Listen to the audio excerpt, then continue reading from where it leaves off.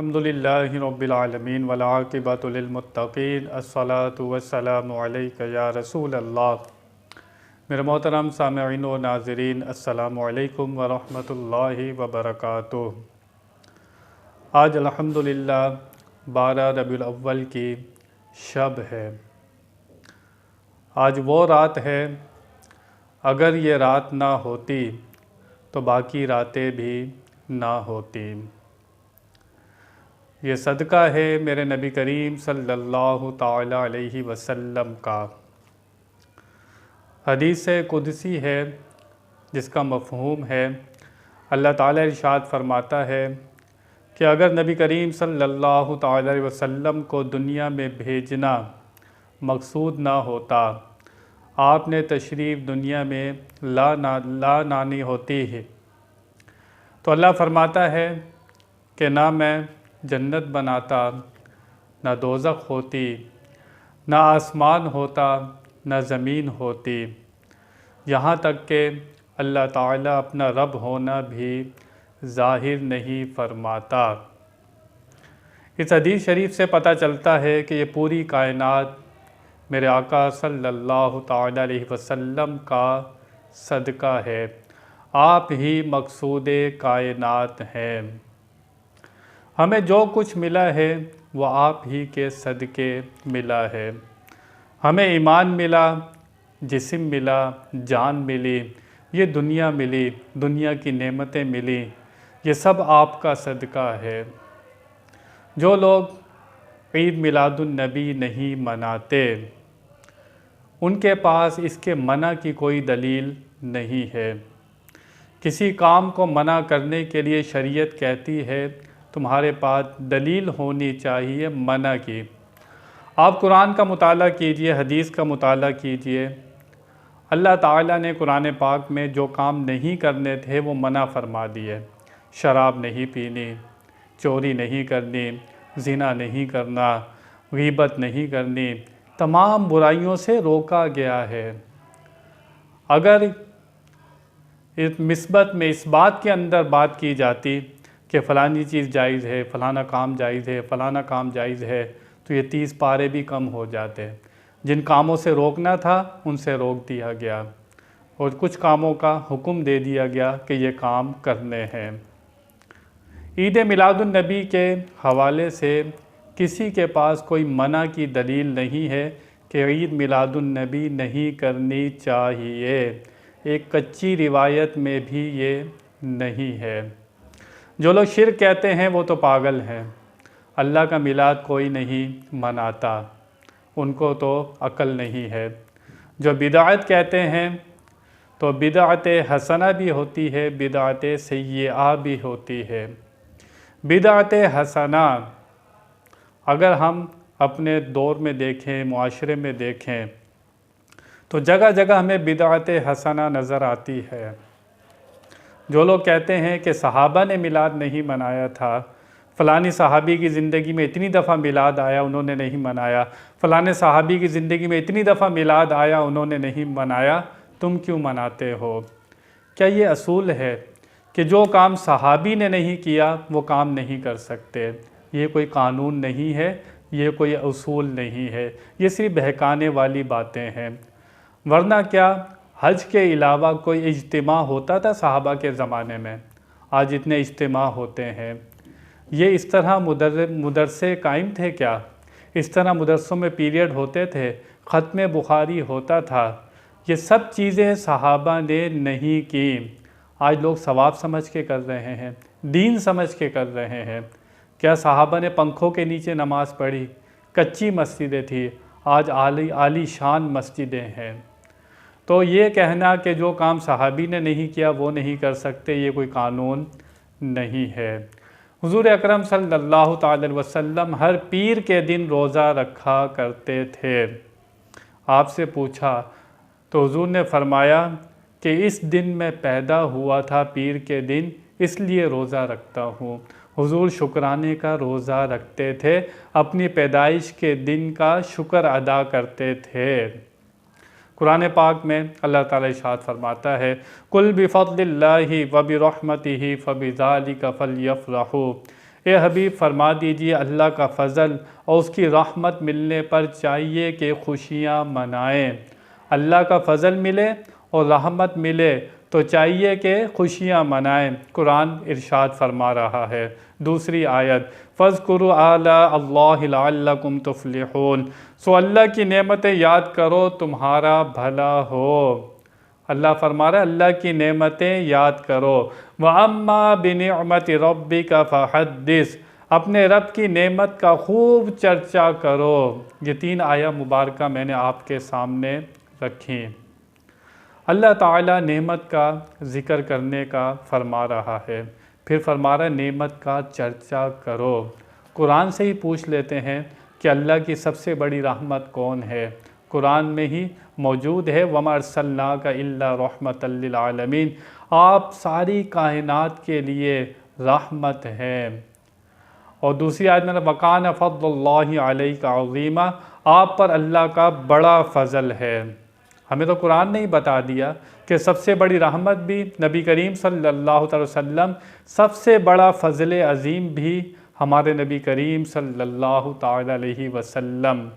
अल्लाह फरमाता है लक़द मन्नल्लाहु अलल मुमिनीन इज़ बअस फ़ीहिम रसूलन मिन अनफुसिहिम, अल्लाह ने मोमिनों पर बड़ा एहसान फरमाया कि उनमें अपना हबीब को मबऊस फरमा दिया। इतनी नेमतें दी अल्लाह ताला ने, कहीं एहसान नहीं फरमाया। अपने हबीब को दुनिया में भेजा तो एहसान फरमाया। ये आया मुबारका से और कुरान व हदीस से ये बात वाज़े हो जाती है कि जो शख्स नबी करीम सल्लल्लाहु अलैहि वसल्लम का मिलाद नहीं मनाता, खुशी नहीं मनाता, ये फ़र्ज़ नहीं है, वाजिब नहीं है। लेकिन आप अपने बच्चे की बर्थडे मनाते हैं, आप किसी से पूछते हैं जाकर कि कौन सी किताब में लिखा है मैं सालगिरह मनाऊं या ना मनाऊं। आप पूछते हैं, आप किसी से नहीं पूछते, आप किसी से दलील नहीं लेते। 14 अगस्त मनाते हैं, किसी से पूछते हैं कि ये मनाना चाहिए या नहीं मनाना चाहिए। 14 अगस्त मनाना मुल्क से मोहब्बत की दलील है। आप अपने बेटे की सालगिरह मनाते हैं तो आपको पैदाइश की खुशी है। तो हम नबी करीम सल्लल्लाहु अलैहि वसल्लम का मिलाद मनाते हैं कि हमें बहुत खुशी है, क्योंकि अगर आप ना होते, जो अरब का हाल था वो आपके सामने है। उनमें कैसी दुश्मनियाँ थीं। आज हम कलमा पढ़ते हैं, मुसलमान हैं, यही कम से कम एहसान मान लिया जाए तो ये छोटा एहसान नहीं है। और जो बंदा खुशी नहीं मनाता उसको सोचना चाहिए होगा कि मैं किसकी खुशी नहीं मना रहा, मैं जिनका कलमा पढ़ता हूँ। हुज़ूर सल्लल्लाहु अलैहि वसल्लम की पैदाइश सब नबियों से पहले है, सब नबियों से पहले है। हज़रत अबू हुरैरा रदी अल्लाह ताला अन्हो रिवायत करते हैं, मैं सब नबियों से पहले पैदा हुआ और सब के बाद भेजा गया। हज़रत ईसा अलैहिस्सलाम ने आपकी बशारत दी। कुरान पढ़िए, जगह जगह अल्लाह फरमाते हैं आ गया तुम्हारे पास रसूल, क़द जाअकुम मिनल्लाहि नूर व किताबुम मुबीन, या अय्युहन्नासु क़द जाअकुम बुरहानुम मिर रब्बिकुम, आ गया तुम्हारे पास रसूल। हर जगह आप कुरान में देखेंगे तो आने का जिक्र मिलेगा, कहीं आपको तख्लीक का जिक्र नहीं मिलेगा कि आप पैदा हो गए। अल्लाह फरमाते हैं आ गया तुम्हारे पास। हदीस जिब्रील पढ़िए आप, हुज़ूर अकरम सल्लल्लाहु अलैहि वसल्लम ने जिब्रील से पूछा, ए जिब्रील तेरी उम्र कितनी है।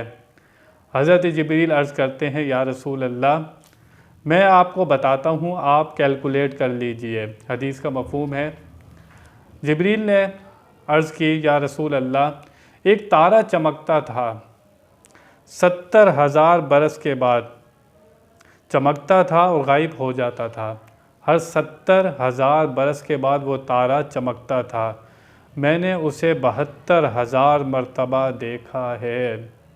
70,000 बरस के बाद चमकता था और मैंने उसे 72,000 मरतबा देखा है।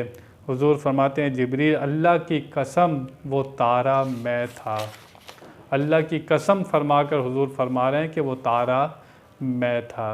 तो आपकी तख्लीक सारी कायनात से पहले है, लेकिन आप दुनिया में तशरीफ़ लाए तमाम अंबिया के बाद, अब कोई नबी नहीं आएगा। हज़रत आमिना तय्यबा ताहिरा आप फरमाती हैं कि मैंने विलादत के वक्त 3 काम देखे, विलादत के वक्त 3 काम देखे। ये हुज़ूर अकरम सल्लल्लाहु अलैहि वसल्लम की वालिदा का बयान है। आज लोग कहते हैं कि तुम झंडे क्यों लगाते हो। आप फरमाती है मैंने जिब्रील अमीन को देखा, वो फरिश्तों की फ़ौज के साथ थे। एक झंडा उन्होंने मशरिक़ में गाड़ा, एक मगरिब में गाड़ा, एक खाना काबा की छत पर गाड़ा। तो झंडे किसके लगते हैं? झंडे बादशाह के लगते हैं। तो झंडे लगाने का सबूत भी हमें हदीस से मिल रहा है। आप फरमाती हैं आपकी पैदाइश के वक्त मैंने देखा आसमान के तारे मेरे घर की तरफ सिमट आए। ऐसा लगता था इतने करीब आ गए, मेरे इतने करीब आ गए कि सारे तारे मेरे घर की तरफ सिमट आए हैं। रोशनी का ज़िक्र। आप फरमाती हैं कि मुझसे नूर निकला। आप क्या फरमाती हैं? उस नूर से मैंने शाम और बसरा के महल्लात रोशन हो गए। आपने ये नहीं कहा कि पैदा हुआ, आपने कहा मुझसे नूर निकला। शैतान 4 मरतबा चीखे मार कर रोया है जब उसे मलऊन करार दिया गया। दूसरा, जब ज़मीन पर भेजा गया। तीसरा, हुजूर अकरम सल्लल्लाहु अलैहि वसल्लम की पैदाइश पर, हमारे नबी की पैदाइश पर शैतान रोया। और चौथा, सूरह फातिहा नाजिल होने पर। शैतान उस दिन रोया था हमारे नबी करीम सल्लल्लाहु अलैहि वसल्लम की पैदाइश पर। क्यों रोया था? हुजूर अपनी उम्मत को बख्शवाने आए हैं, हुजूर अपनी उम्मत को बख्शवाने आए हैं। हुजूर ख़ुद फरमाते हैं अगर मेरा एक उम्मती भी दोज़ख में रह गया मैं अल्लाह से राज़ी नहीं होऊंगा, मेरी शफ़ाअत हक़ है। हुजूर अकरम सल्लल्लाहु अलैहि वसल्लम दुनिया में आए तो या उम्मती अपनी उम्मत को पुकारा, या अल्लाह मेरी उम्मत को बख्श दे। जब आप कब्र अनवर में तशरीफ़ ले गए तो जब भी आपके लबों पर था या अल्लाह मेरी उम्मत को बख्श दे। मेराज पर तशरीफ़ ले गए, वहाँ भी अपनी उम्मत को नहीं भूले। वो इतने करीम आका जिनका एहसान हम पर इतना है कि जन्नत भी मिलेगी तो आपकी बरकत आपके सदक़े मिलेगी। आज हम कलमा पढ़ते हैं, ये भी आपका एहसान है। कम से कम कलमा पढ़ने का एहसान तो मानना चाहिए और ख़ुशी मनानी चाहिए। जो ख़ुशी नहीं मनाता उसके पास कोई दलील नहीं है। सारी कौमें अपने नबी की ख़ुशी मनाती थीं, और अगर हम मुसलमान होकर अपने नबी की ख़ुशी ना मनाएं तो फिर हमें बहुत सोचना होगा कि हमारे ईमान की क्या हालत है। हम उस नबी की ख़ुशी ना मनाएं, हम अपने बच्चे की ख़ुशी मनाएं, पाकिस्तान की ख़ुशी मनाएं और नबी की ख़ुशी ना मनाएं तो बड़ी अजीब सी बात है। अल्लाह ताला हमें समझ अता फ़रमाए। वमा अलैना इल्लल बलागुल मुबीन।